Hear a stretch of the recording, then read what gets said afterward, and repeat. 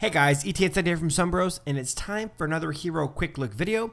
Today we're going to be looking at Yorn. Yorn's class is Marksman and his role is Harass.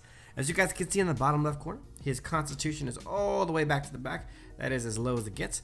He's a very squishy, and his attack damage is all the way max to the top, and his difficulty is pretty high up there also.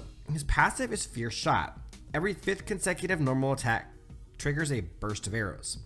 His first ability, Explosive Arrow. Yorn fires an explosive arrow that deals damage and immobilizes a target for 1 second.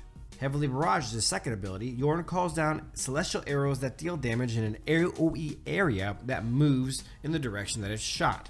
And last, his ultimate, Heart Shot. Yorn shoots an arrow that can travel globally throughout the entire map and does damage upon impact. Now, we're going to move on to Yorn's pros and cons.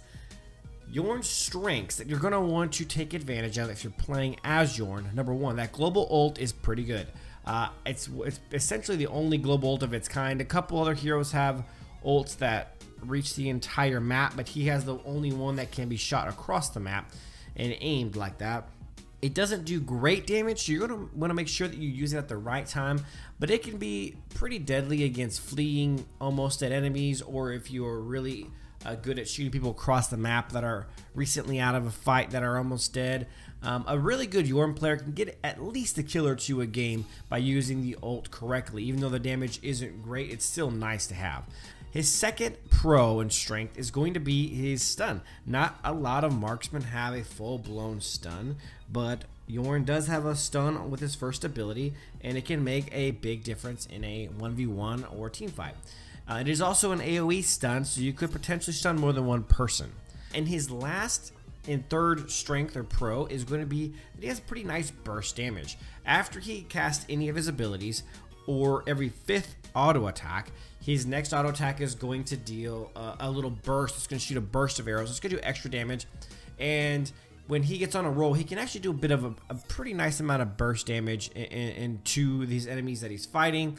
So his burst is actually pretty good.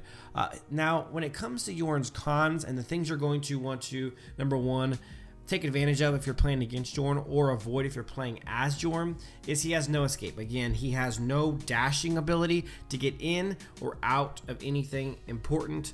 Number two is going to be that he has really slow mobility. None of his abilities help him get movement speed, so he has basic baseline mobility, and it's really not great for a marksman or really good at all. So he could actually, with as squishy as he is, without an escape or without really any good mobility, he's pretty easy to kill if you get a hold of him.